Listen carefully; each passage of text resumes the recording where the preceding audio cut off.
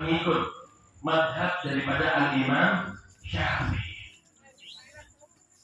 Imam Syafi'i ini murid daripada Al-Imam Malik bin Anas, Imam dari Hijrah. Imam Syafi'i ini luar biasa takdirnya kepada gurunya, hormatnya kepada gurunya ini luar biasa. Sampai Al-Imam Syafi'i itu kalau belajar di hadapan daripada Al-Imam Malik bin Anas, disebutkan oleh Al-Habib Zain bin Sumit dalam kitabnya Al-Manhajus Sawi. Apa kata beliau? Apa kata Imam Syafi'i? Untuk atasoffahu warokotan bainanya dari Syaikhi Imam Malik li'alla yasma' waqfa. Dulu ketika aku belajar di hadapan Imam Malik, aku ini nggak berani membuka kitab ini keras-keras. Kenapa? Takut semua yang kertas tadi mengganggu fokusnya guru ketika mengajar.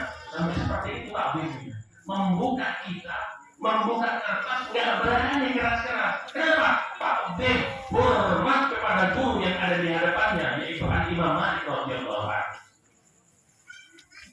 Ketika Imam Syafi'i takdir hormat kepada gurunya, Allah mengutus daripada murid beliau yang takdir kepada beliau, yaitu Syekh Rabi.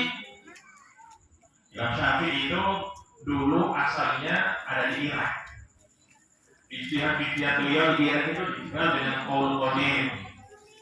Dari Qaul Qadim ini ada 18 pendapat yang dipilih oleh Imam Nawawi. Di antaranya seperti sholat maghrib. Kalau mengikuti Qaul Jadid, sholat maghrib itu hanya 15 menit waktunya. Setelahnya habis setelahnya, tapi bukan waktu isya, tapi waktu barzah, kata Habib Ahmad Asy-Syafi'i dalam yang sahih yang kudu nafis. Tapi apa yang kita pakai? Maghrib itu selesai sampai apa? Terbenamnya daripada medannya, itu termasuk Qaul Qadim, ijtihad Imam Syafi'i yang dipilih oleh Imam Nawawi. Setelah di Baghdad di Irak, Imam Syafi'i itu pindah ada di Mesir. Kemudian ijtihad beliau yang ada di Mesir dikenal dengan Qaul Jadid. Di situ beliau punya murid yang namanya Syekh Rabi. Apa kata Syekh Rabi? Kuntulan la ajarru ala syurbil ma wa Syafi'i radhiyallahu. Aku itu kata Syekh Rabi enggak berani minum air, sedangkan saat itu guruku Al-Imam Syafi'i memandang kepadaku. Minum air saja itu enggak berani. Sampai seperti itu takdirnya ketika gurunya memandang. Sekarang gurunya memandang, ada merokok.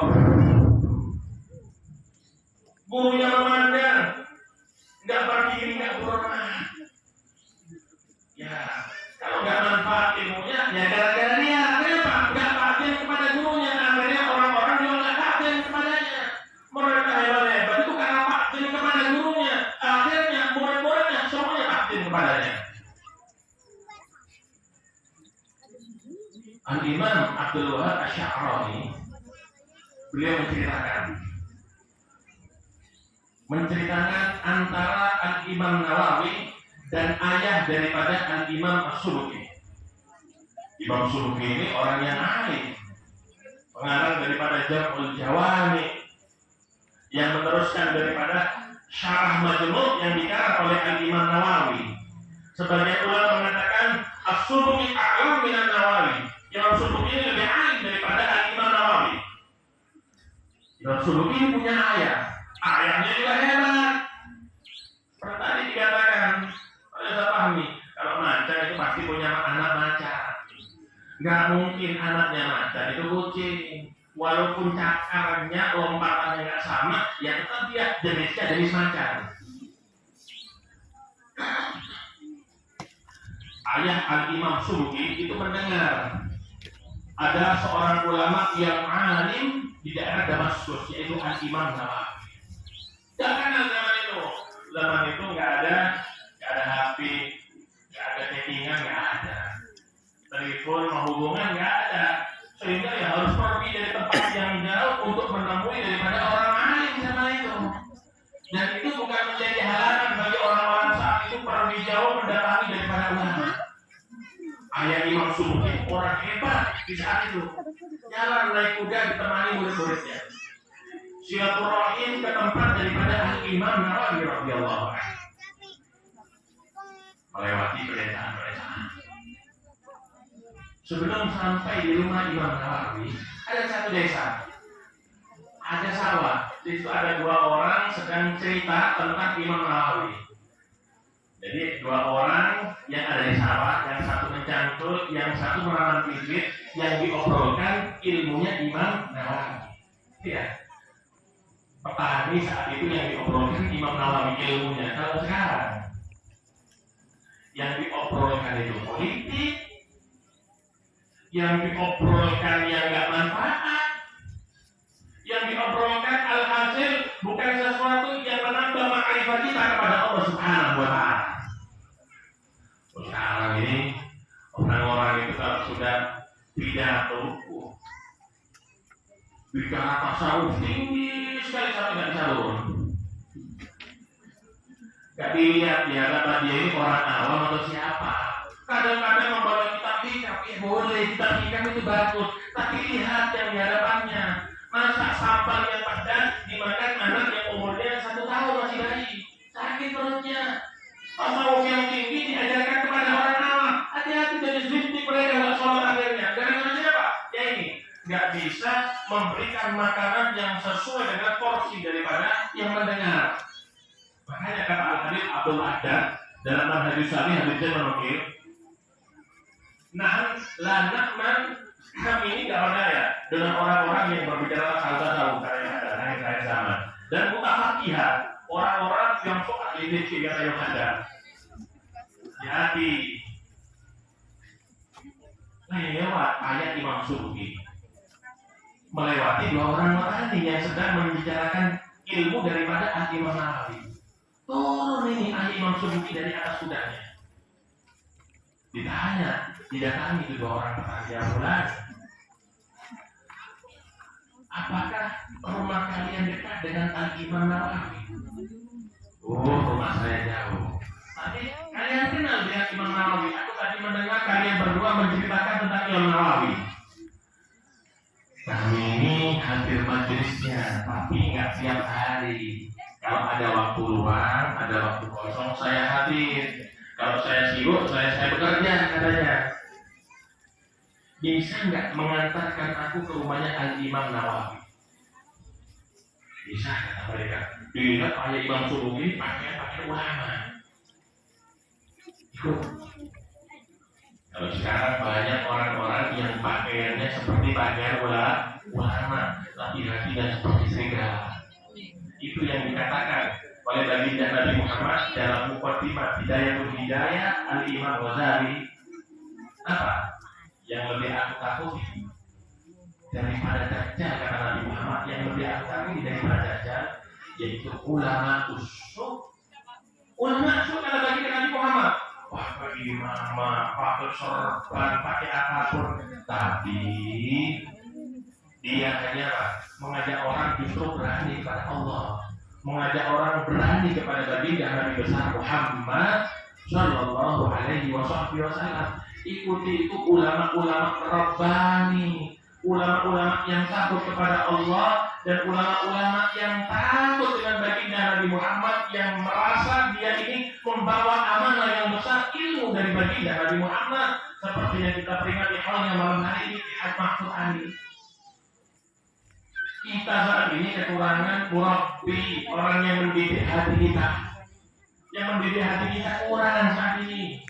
Semuanya pada pidato lomba seperti Kedaci sekarang. Semuanya pidato. Kalau zaman dulu enggak, dilihat siapa dari mereka yang punya Rabbani, baru mereka diminta untuk memberikan nasihat. Turun. Itu ayat Imam Subuki.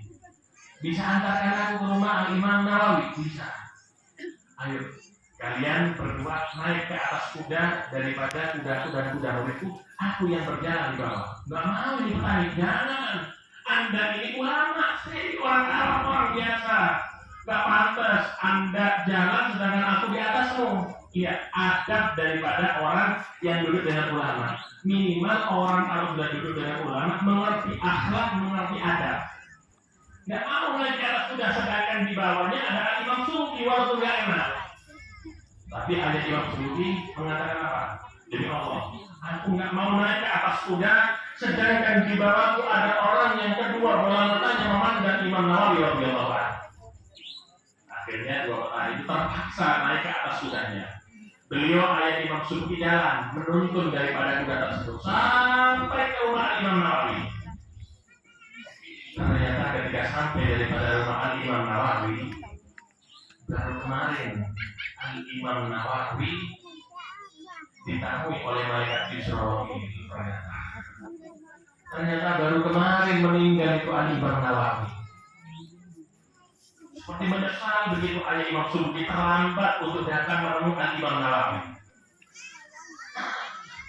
Akhirnya ayah Imam Suyuti bertanya, mana tempat Imam Nawawi ngajar, di mana tempatnya? Tunjukin. Musola kecil, mungkin 3x3 zaman dulu, 3x5 meter mungkin. Ditunjukkan, itu tempat musola Imam Nawawi mengajar. Akhirnya ayah Imam Suyuti pergi ke tempat mengajar tersebut. Semua daripada lantai tempat mengajar Imam Nawawi cium. Apa kata beliau? La'ali an amassa qadaman Nawawi. Aku berharap lantai yang aku cium lantai yang pernah diinjak oleh kaki Imam Nawawi radhiyallahu anhu. Al-Imam Syekh Abu Bakar bin Salim Fakhrul Wujud beliau mengatakan ihfadil minhaj fa inna mu'allifahu kutubun. Hafalkan itu kitab minhaj Imam Nawawi karena mu'allifnya butuh pada Syekh Abu Bakar bin Salim. Al-Imam Sya'rawi mengatakan lihat bagaimana Al-Imam Suyuti.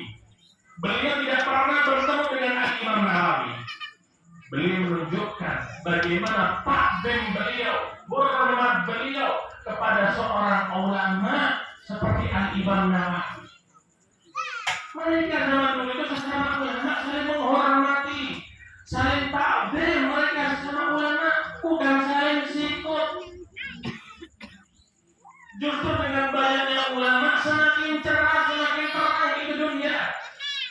Sering guru kami ini ahli Umar itu memberikan contoh. Seandainya ada satu ruangan gelap di lampunya, kemudian diberi lampu satu, apa yang terjadi? Ruangan yang gelap akan menjadi terang benderang. Itu baru cuma satu lampu. Seandainya dua lampu yang dipasang, efeknya apa? Lebih terang. Seandainya 10 lampu, tambah terang. 100 lampu, lebih terang. Begitu. Seandainya di satu kota ada ratusan ulama, justru itu lebih bagus. Kenapa? Terang itu kota dengan banyaknya ulama, dengan banyaknya pewaris Nabi Muhammad SAW. Jangan saling meredupkan sesama lampu. Tak boleh. Sama angkot saling itu tak boleh. Ada jalan sendiri-sendiri. Ulama ini sebagai pembimbing, sebagai tauladan bagi umat. Semakin banyak ulama, semakin bagus dan semakin cerah itu daerah. Begitu mereka itu saling takzim, saling hormat antara satu yang lain. Takzim kepada guru. Itu paling hebat, itu paling istimewa. Al-Imam Sufyan Ats-Tsauri diceritakan oleh Al-Habib Ali bin Muhammad Al-Habsyi dalam kumpulan nasihatnya yaitu Al-Kunuzus Sa'adah Al-Abadiyah. Di halaman-halaman muka Habib Ali menceritakan Al-Imam Sufyan Ats-Tsauri. Imam Sufyan Ats-Tsauri, dua orang namanya Sufyan, kedua-duanya hebat. Yang satu Sufyan Ats-Tsauri, yang satu Sufyan ibn Uyainah. Dua-duanya ulama-ulama yang hebat. Imam Sufyan Ats-Tsauri ini hafal Quran umurnya 4 tahun. Dia 4 tahun bicara. 4 tahun sudah hafal Quran beliau Al-Imam Sufyan Ats-Tsauri. Itu kata Al-Laki kalau pengajian rutin minggu ratusan ribu yang hadir. Gak pakai pamflet. Sekarang pakai pamflet, pakai banner, diumumkan di Facebook yang hadir 5 sesak nafas semua mau mati.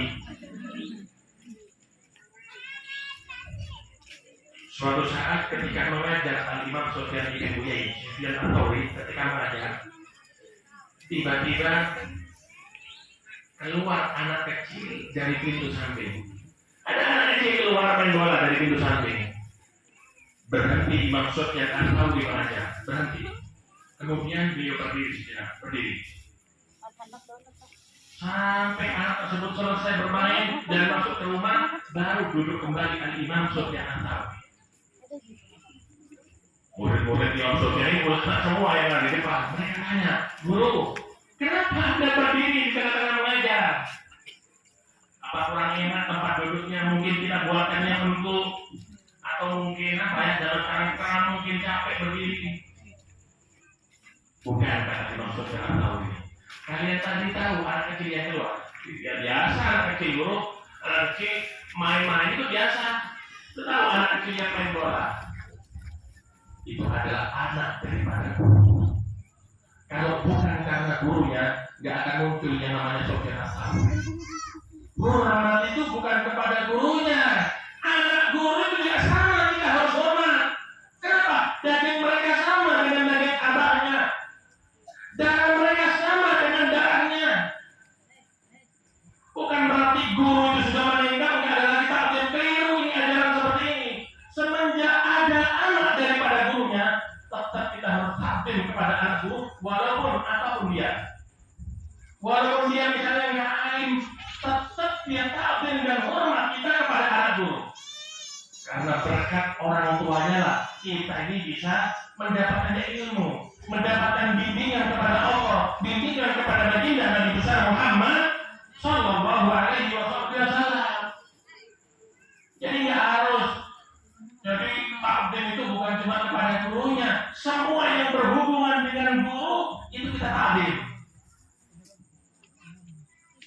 Waliullah Al-Kandahlawi, pengarang daripada Syarah Muwatta Tanwirul Hawadits. Tanwirul Hawadits, syarah daripada Muwatta lil Imam Malik. Beliau mengomentari kisah percintaan antara Faris dan Laila. Dalam syair yang terkenal kita semuanya tahu, marartu ala diyar Laila, uqabbilu dzal jidar wa dzal jidar, wa ma hubbud diyar syaghabna qalbi, walakin hubbu man sakana diyar. Saat itu si Faris ketika melewati rumahnya Laila, dia cium dindingnya. Temannya, gila kamu ini mencium dinding. Ada apa dinding dicium itu? Apa kata Faris? Aku ini cinta kepada yang di dalam rumah ini. Kata Imam Al-Kandahlawi, seperti inilah hendaknya seorang murid takdim kepada gurunya, takdim kepada semua yang berhubungan dengan gurunya. Gurunya punya anak, kita hormati daripada anaknya. Sampai seandainya guru itu punya binatang piaraan, kita juga memperhatikan daripada binatang piaraan guru kita, karena itu termasuk takdim kepada guru kita. Begitu ulama-ulama dahulu itu takdim kepada gurunya, nggak nanggung. Kalau ada gurunya masih hidup, takdim. Gurunya sudah meninggal, nggak mau lagi takdim. Ini lihat ajaran ulama dahulu, takdim kepada semua yang berhubungan dengan gurunya. Makanya ilmunya manfaat, ilmunya barokah, muridnya banyak. Kenapa? Takdim mereka kepada gurunya. Al-Imam Abu Hanifah. Abu Hanifah itu murid daripada Al-Imam Hammad. Takdimnya Imam Abu Hanifah kepada gurunya bukan cuma ketika hidup. Ketika gurunya meninggal, itu takdim Imam Abu Hanifah. Apa kata Imam Abu Hanifah? Ma shallaitu sholatan maktubah qat illa wada'tu ba'daha liwalidayya wa li syaikhi Hammad. Aku tidak sholat 5 waktu, kecuali setelah selesai sholat, aku pasti mendoakan kedua orang tuaku dan pasti mendoakan guruku yang namanya Hammad yang telah berjasa kepada. Ini murid-murid Syekh Mahmud Amin, ada yang mendoakan tiap selesai sholat, ada yang mendoakan dia paling mendoakan ya setiap potong sekali di sini. Yang ditakutkan itu bisa semua ini takut nggak dianggap muridnya. Kalau nggak dianggap muridnya, mau jadi murid sama ya? Ayo kirim Fatihah,